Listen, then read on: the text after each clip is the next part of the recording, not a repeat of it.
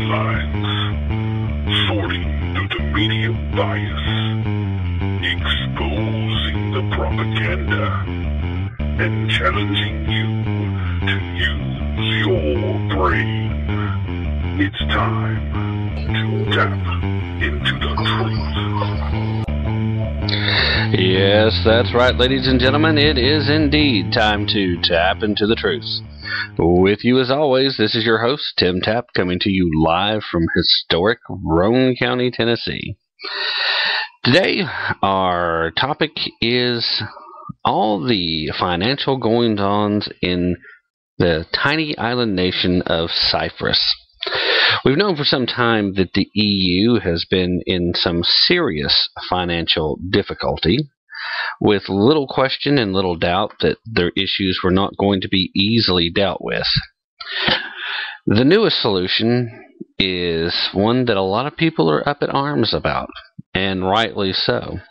But we'll get into that a little bit later. First, we're going to take a look at some of the shorter news topics of the last couple of days, beginning with some offbeat and some serious. First of all, in case you missed it, a couple of days ago, Elizabeth Warren, in the middle of a congressional hearing, no less, made the statement that she doesn't understand why employers aren't paying hourly workers a minimum wage of $22 an hour.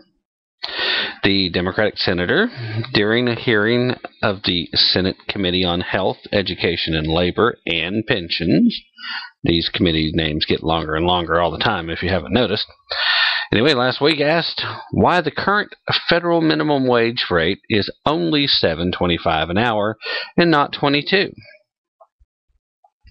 Her quote was that if we started in 1960 and we said that as productivity goes up, that is, as workers are producing more, then the minimum wage is going to go up the same.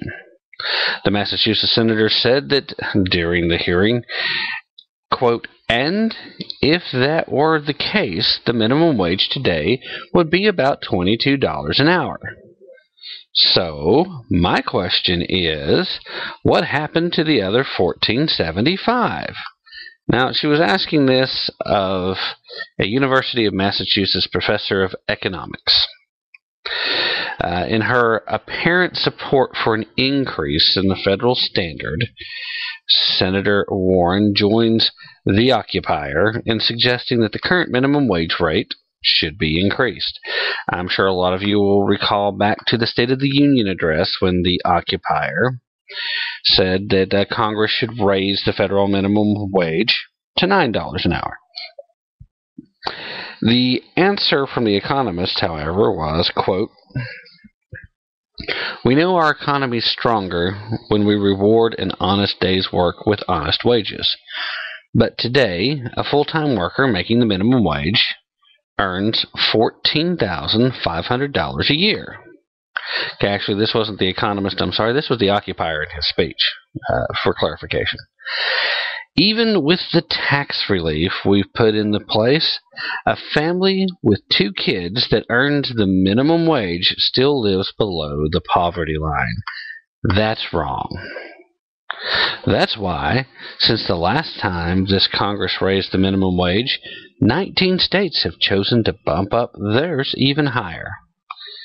Tonight, let's declare that in the wealthiest nation on earth, no one who works full-time should have to live in poverty, and raise the federal minimum wage to $9 an hour. Now, for those of you who have any questions and any doubts about what that actually means, stop and think about it. $9 an hour, even if you have 2 people in the household working, still doesn't get you above the federal poverty line. So obviously, they're not that concerned about it.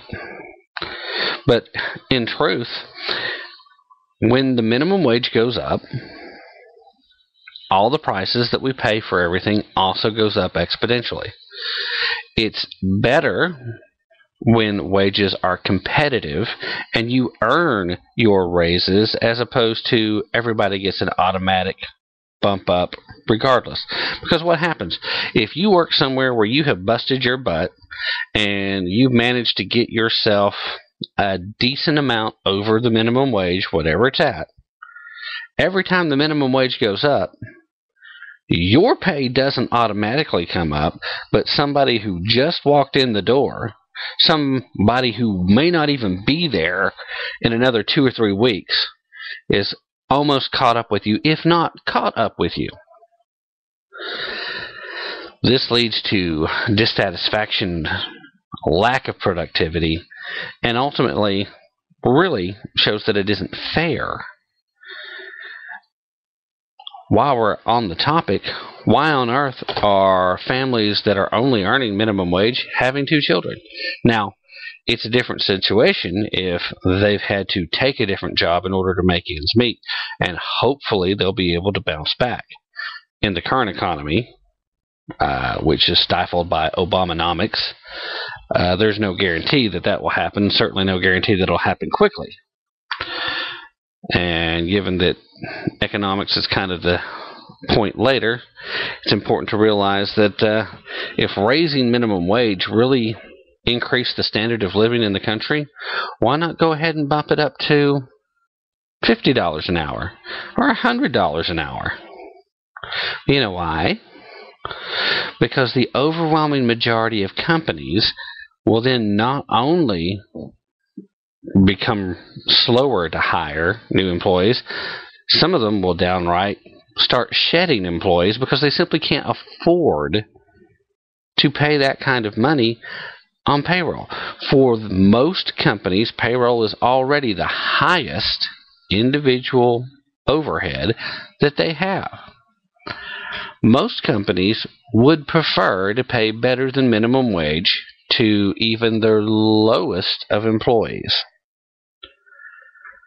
Now, I know a lot of folks will say, ha, or scoff at that, or whatever, especially when they've worked at a quick service job or worked in janitorial services or something along that line that typically stays pretty close to minimum wage pay.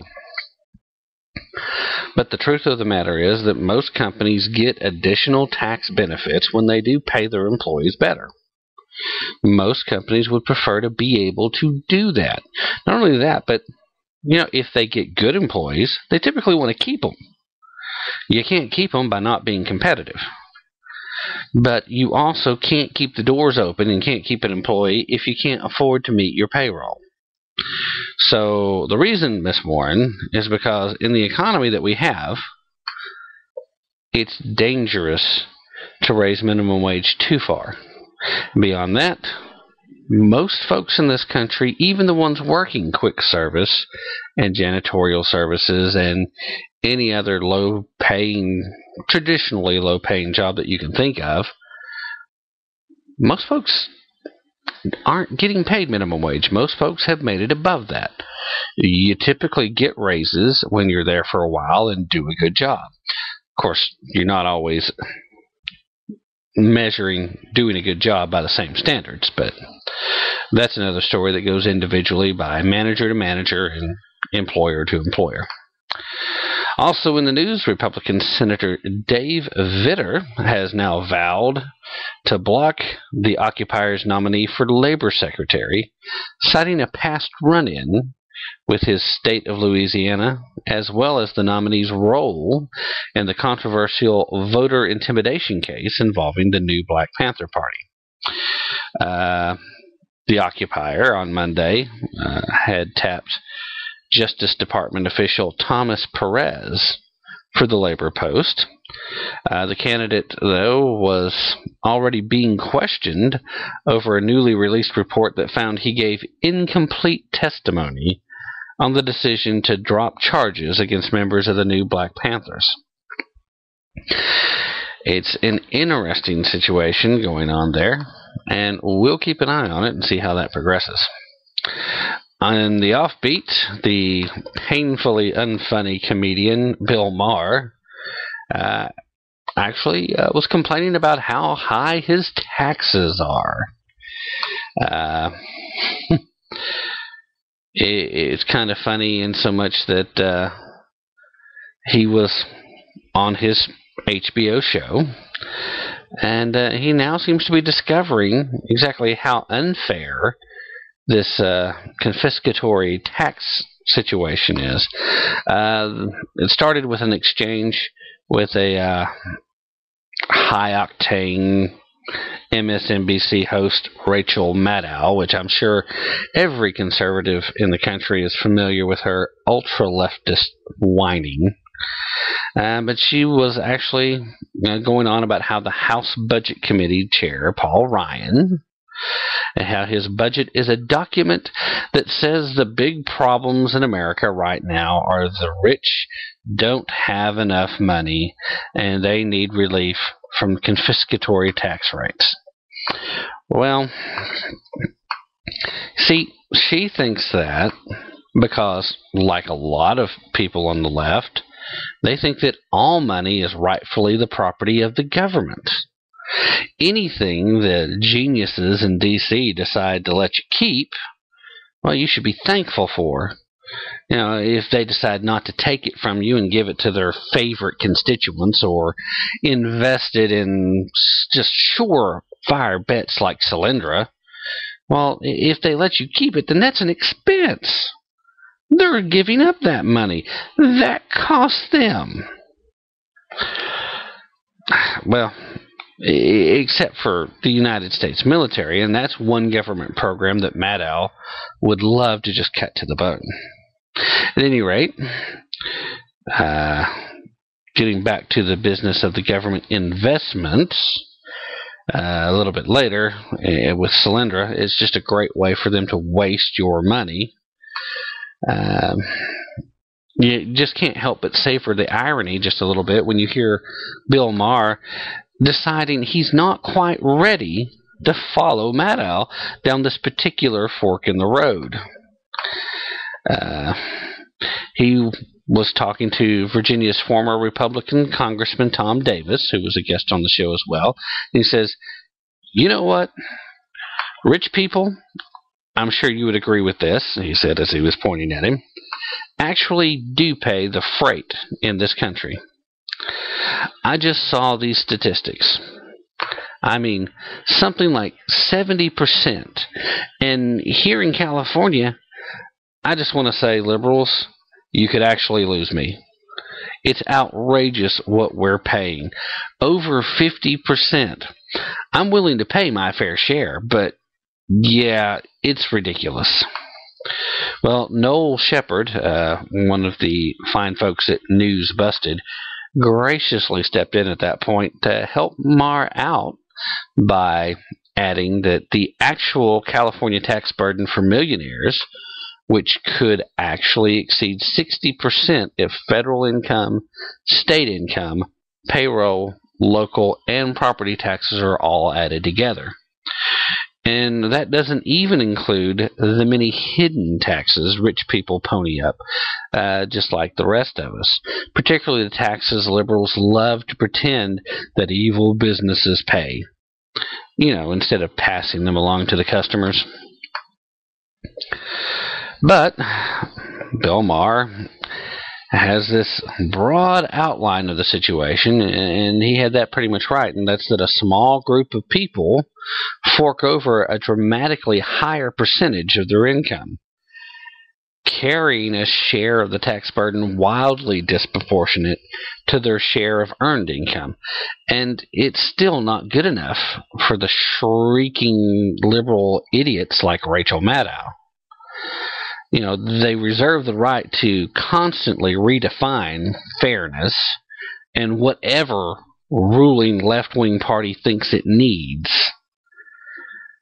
I mean, personally, I hate to shatter Maddow's fragile information bubble, but the occupier also thinks certain rich people don't have nearly enough money, and he wants to take it away from others to line their pockets. Tim Carney at the Washington Examiner noted that the occupier and his devout followers seem awfully keen on their version